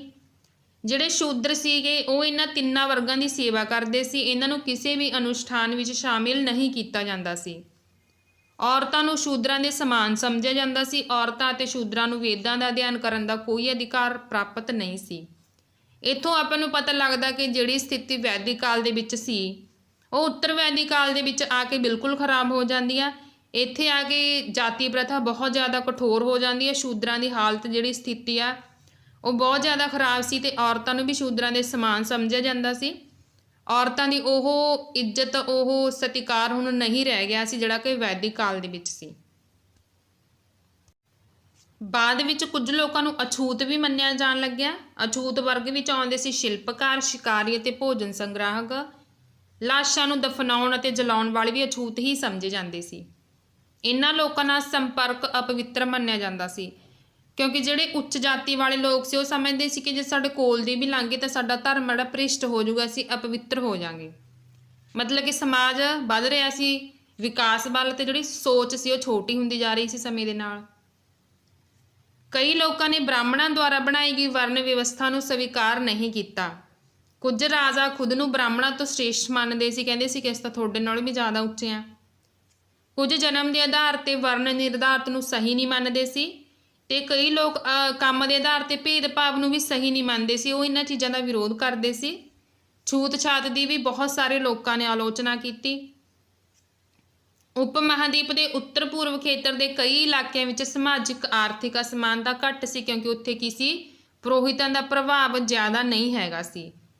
ਉਸ ਟਾਈਮ ਜਦੋਂ ਉੱਤਰ ਵੈਦਿਕ ਕਾਲ ਦੇ ਵਿੱਚ ਜਦੋਂ ਜਾਤੀ ਪ੍ਰਥਾ ਕਠੋਰ ਹੋਈ ਸੀ, ਬਹੁਤ ਸਾਰੇ ਲੋਕ ਇਸ ਤਰ੍ਹਾਂ ਦੇ ਵੀ ਹੈਗੇ ਸੀ ਜਿਹੜੇ ਇਹਨਾਂ ਚੀਜ਼ਾਂ ਦਾ ਵਿਰੋਧ ਕਰਦੇ ਸੀ ਕਿ ਕੰਮ ਦੇ ਆਧਾਰ 'ਤੇ ਇਸ ਤਰ੍ਹਾਂ ਨਹੀਂ ਕਿਸੇ ਨਾਲ ਭੇਦਭਾਵ ਕਰਨਾ ਚਾਹੀਦਾ। ਮੈਂ ਛੂਤ ਛਾਤ ਦੀ ਆਲੋਚਨਾ ਕੀਤੀ ਸੀ। ਉਸ ਟਾਈਮ ਵੀ ਬਹੁਤ ਲੋਕ ਐਵੇਂ ਦੇ ਹੈਗੇ ਸੀ ਜਿਹੜੇ ਇੱਕ ਚੰਗੀ ਸੋਚ ਰੱਖਦੇ ਸੀ।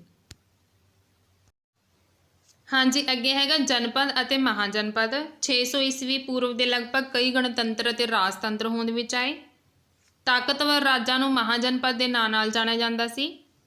ਜਨਪਦਾਂ ਦੀ ਗਿਣਤੀ ਹੈਗੀ ਸੀ 16। ਇਹਨਾਂ ਨੂੰ 16 ਜਨਪਦ ਜਾਂ षोडश ਜਨਪਦ ਵੀ ਕਿਹਾ ਜਾਂਦਾ ਸੀ। ਕਾਸ਼ੀ, ਕੌਸ਼ਲ, ਅੰਗ, ਵਤਸ, ਅਵੰਤੀ, ਮਗਧ ਬਹੁਤ ਹੀ ਜ਼ਿਆਦਾ ਮਹੱਤਵਪੂਰਨ ਜਨਪਦ ਸੀਗੇ, ਪਰ ਜਿਹੜਾ ਮਗਧ ਆ ਉਹ ਬਹੁਤ ਹੀ ਜ਼ਿਆਦਾ ਮਹੱਤਵਪੂਰਨ ਮਹਾਜਨਪਦ ਬਣ ਗਿਆ ਸੀ। ਬਾਅਦ ਵਿੱਚ ਇਸ ਰਾਜ ਦਾ ਬਹੁਤ ਹੀ ਜ਼ਿਆਦਾ ਵਿਸਥਾਰ ਹੋਇਆ ਸੀ।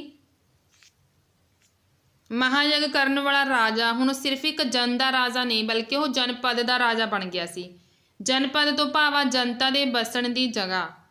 ਪੁਰਾਤੱਤਵ ਵਿਗਿਆਨੀਆਂ ਨੂੰ ਕੁਝ ਮਹੱਤਵਪੂਰਨ ਜਨਪਦ ਵੀ ਮਿਲੇ ਨੇ, ਜਿਨ੍ਹਾਂ ਦੇ ਵਿੱਚ ਹੈਗਾ ਦਿੱਲੀ ਦਾ ਪੁਰਾਣਾ ਕਿਲ੍ਹਾ, ਉੱਤਰ ਪ੍ਰਦੇਸ਼ ਵਿੱਚ ਮੇਰਠ ਦੇ ਕੋਲ ਹਸਤਿਨਾਪੁਰ ਅਤੇ ਏਟਾ ਦੇ ਕੋਲ ਤਰੰਜੀ ਖੇੜਾ। ਇਹ ਹੈਗੇ ਨੇ ਮਹੱਤਵਪੂਰਨ ਜਨਪਦ ਜਿਹੜੇ ਕਿ ਪੁਰਾਤੱਤਵ ਵਿਗਿਆਨੀਆਂ ਨੇ ਜਿਨ੍ਹਾਂ ਦੀ ਖੋਜ ਕੀਤੀ ਆ।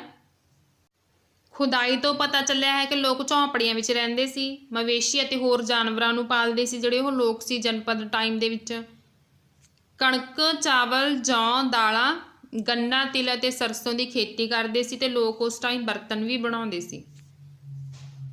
ਕੁਝ ਸਲੇਟੀ ਅਤੇ ਕੁਝ ਲਾਲ ਰੰਗ ਦੇ ਹੁੰਦੇ ਸੀ ਜਿਹੜੇ ਉਹ ਬਰਤਨ ਬਣਾਉਂਦੇ ਸੀ ਅਤੇ ਕੁਝ ਖਾਸ ਕਿਸਮ ਦੇ ਬਰਤਨ ਵੀ ਮਿਲੇ ਨੇ ਜਿਨ੍ਹਾਂ ਨੂੰ ਚਿਤਰਤ ਸਲੇਟੀ ਪਾਤਰ ਕਿਹਾ ਜਾਂਦਾ। ਸਮੇਂ ਦੇ ਨਾਲ ਕੁਝ ਜਨਪਦ ਬਹੁਤ ਜ਼ਿਆਦਾ ਮਹੱਤਵਪੂਰਨ ਹੋ ਗਏ ਸੀ ਜਿਨ੍ਹਾਂ ਨੂੰ ਕਿਹਾ ਜਾਣ ਲੱਗਿਆ ਮਹਾਜਨਪਦ। ਬਹੁਤ ਸਾਰੇ ਮਹਾਜਨਪਦਾਂ ਦੀ ਇੱਕ ਰਾਜਧਾਨੀ ਹੁੰਦੀ ਸੀ। ਰਾਜਧਾਨੀ ਵਿੱਚ ਕਿਲ੍ਹੇਬੰਦੀ ਕੀਤੀ ਜਾਂਦੀ ਸੀ। ਲੱਕੜ, ਇੱਟ ਜਾਂ ਪੱਥਰ ਦੀ ਉੱਚੀ ਦੀਵਾਰ ਬਣਾ ਲਈ ਜਾਂਦੀ ਸੀ ਕਿਉਂਕਿ ਉਹਨਾਂ ਨੂੰ ਡਰ ਹੁੰਦਾ ਸੀ ਕੋਈ ਹੋਰ ਰਾਜਾ ਰਾਜਧਾਨੀ ਉੱਪਰ ਹਮਲਾ ਨਾ ਕਰਦੇ। ਇਸ ਲਈ ਰਾਜਧਾਨੀ ਨੂੰ ਸੁਰੱਖਿਅਤ ਰੱਖਣ ਲਈ ਚਾਰ ਦੀਵਾਰੀ ਬਣਾਈ ਜਾਂਦੀ ਸੀ ਜਿਹਨੂੰ ਕਿ ਕਿਲ੍ਹੇਬੰਦੀ ਕਿਹਾ ਜਾਂਦਾ ਸੀ। ਕਈ ਰਾਜੇ ਆਪਣੀ ਸ਼ਕਤੀ ਦਾ ਪ੍ਰਦਰਸ਼ਨ ਕਰਨ ਲਈ ਵੀ ਰਾਜਧਾਨੀ ਦੇ ਚਾਰੇ ਪਾਸੇ ਕੀ ਕਰਦੇ ਸੀ, ਇੱਕ ਉੱਚੀ ਦੀਵਾਰ ਖੜੀ ਕਰ ਦਿੰਦੇ ਸੀ ਤਾਂ ਕਿ ਜਿਹੜੇ ਅੰਦਰ ਰਹਿਣ ਵਾਲੇ ਲੋਕ ਨੇ ਅਤੇ ਜਿਹੜਾ ਉਹਨਾਂ ਦਾ ਪੂਰਾ ਖੇਤਰ ਆ ਉਹਨੂੰ ਉਸ 'ਤੇ ਨਿਯੰਤਰਣ ਰੱਖਿਆ ਜਾ ਸਕੇ।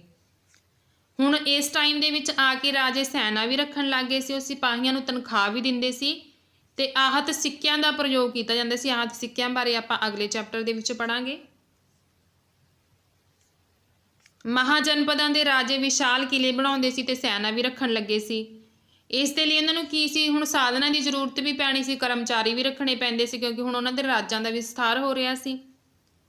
ਹੁਣ ਰਾਜਾ ਕੀ ਕਰਦਾ ਸੀ, ਉਹ ਉਪਹਾਰਾਂ ਤੱਕ ਹੀ ਸੀਮਤ ਨਹੀਂ ਰਹਿ ਗਿਆ ਸੀ। ਪਹਿਲਾਂ ਤਾਂ ਲੋਕ ਉਹਦੇ ਲਈ ਉਪਹਾਰ ਲੈ ਕੇ ਆਉਂਦੇ ਸੀ, ਹੈ ਨਾ। ਹੁਣ ਉਹ ਕੀ ਕਰਦਾ ਸੀ, ਜਨਤਾ ਉੱਪਰ ਟੈਕਸ ਲਗਾਉਣ ਲੱਗ ਗਿਆ ਸੀ ਕਿਉਂਕਿ ਹੁਣ ਉਹਨੂੰ ਜ਼ਰੂਰਤ ਸੀ, ਸਾਧਨਾਂ ਦੀ ਜ਼ਰੂਰਤ ਸੀ, ਹੈ ਨਾ, ਕਿਉਂਕਿ ਉਹਦਾ ਰਾਜ ਸੀ ਜਿਹੜਾ ਉਹ ਕਾਫੀ ਜ਼ਿਆਦਾ ਫੈਲ ਰਿਹਾ ਸੀ।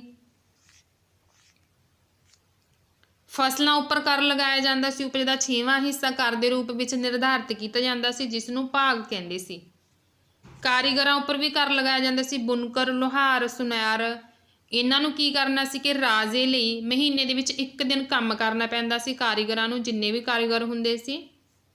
ਪਸ਼ੂ ਪਾਲਕਾਂ ਨੂੰ ਜਾਨਵਰਾਂ ਜਾਂ ਉਹਨਾਂ ਦੇ ਉਤਪਾਦ ਦੇ ਰੂਪ ਵਿੱਚ ਕਰ ਦੇਣਾ ਪੈਂਦਾ ਸੀ।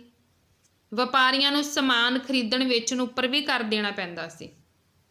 ਸ਼ਿਕਾਰੀ ਅਤੇ ਖਾਦ ਸੰਗ੍ਰਾਹਕ ਜੰਗਲ ਤੋਂ ਪ੍ਰਾਪਤ ਕੀਤੀਆਂ ਵਸਤੂਆਂ ਦਿੰਦੇ ਸੀ, ਜਿਹੜੀਆਂ ਕਿ ਉਹ ਜੰਗਲ ਤੋਂ ਪ੍ਰਾਪਤ ਕਰਦੇ ਸੀ। ਉਹਨਾਂ ਚੋਂ ਕੁਝ ਚੀਜ਼ਾਂ ਉਹ ਰਾਜੇ ਨੂੰ ਦਿੰਦੇ ਸੀ। ਕਿਸਾਨੀ ਵਿੱਚ ਵੀ ਪਰਿਵਰਤਨ ਆਉਣ ਲੱਗਿਆ। ਹਲ ਦੇ ਫਾਲ ਹੁਣ ਲੋਹੇ ਦੇ ਬਣਨ ਲੱਗੇ ਸੀ। ਕਠੋਰ ਜ਼ਮੀਨ ਨੂੰ ਆਸਾਨੀ ਨਾਲ ਵਾਹਿਆ ਜਾ ਸਕਦਾ ਸੀ। ਫਸਲਾਂ ਦੀ ਉਪਜ ਵੱਧ ਗਈ ਸੀ। ਹੁਣ ਖੇਤਾਂ ਵਿੱਚ ਬੀਜ ਛਿੜਕਣ ਦੀ ਬਜਾਏ ਪੌਦ ਤਿਆਰ ਕੀਤੀ ਜਾਂਦੀ ਸੀ, ਜਿਸ ਨਾਲ ਕਿ ਫਸਲਾਂ ਦੀ ਪੈਦਾਵਾਰ ਸੀ ਉਹ ਜਿਹੜੀ ਬਹੁਤ ਜ਼ਿਆਦਾ ਵੱਧ ਗਈ ਸੀ।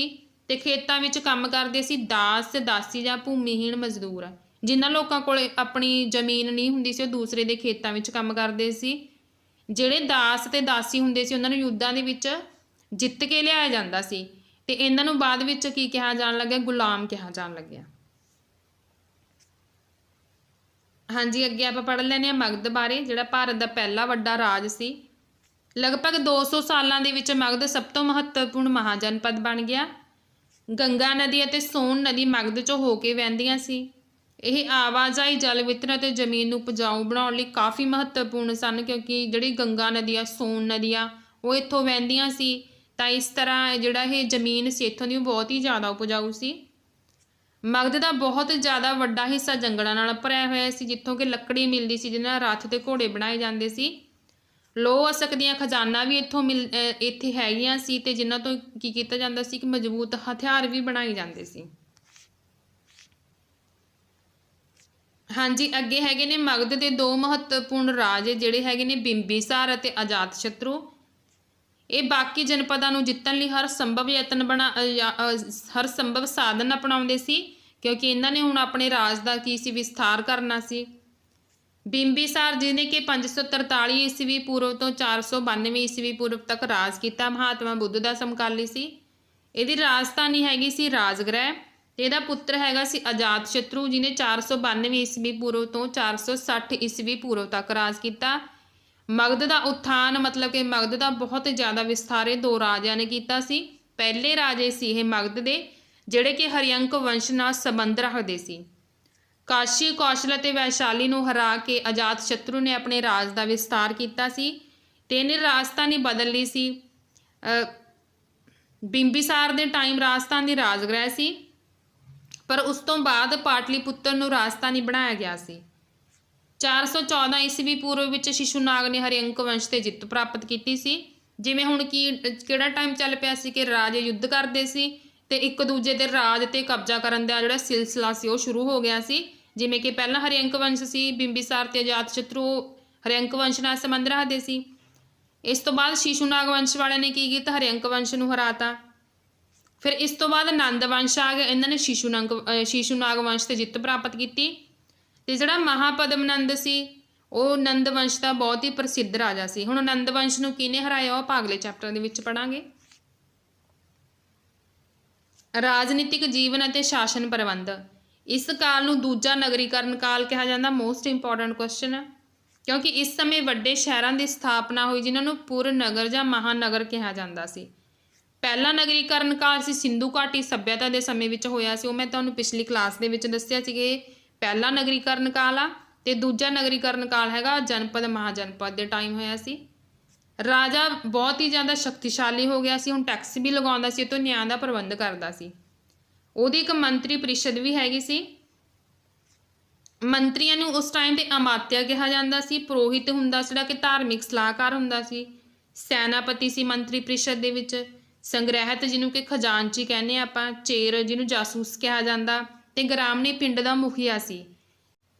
ਹਾਂਜੀ, ਆਪਾਂ ਜਿੰਨੇ ਵੀ ਰਾਜਿਆਂ ਬਾਰੇ ਪੜਾਂਗੇ ਨਾ, ਜਿਹੜੀ ਉਹਨਾਂ ਦੀ ਮੰਤਰੀ ਪ੍ਰੀਸ਼ਦ ਹੁੰਦੀ ਸੀ, ਅਧਿਕਾਰੀ ਹੁੰਦੇ ਸੀ ਉਹਨਾਂ ਕੋਲ, ਉਹਨਾਂ ਦੇ ਬਾਰੇ ਤੁਸੀਂ ਚੰਗੀ ਤਰ੍ਹਾਂ ਯਾਦ ਕਰ ਲਿਓ, ਕਿਉਂਕਿ PS ਚੈਟ ਦੇ ਵਿੱਚ ਕਈ ਵਾਰੀ ਇੱਥੋਂ ਪ੍ਰਸ਼ਨ ਪੁੱਛੇ ਗਏ ਨੇ।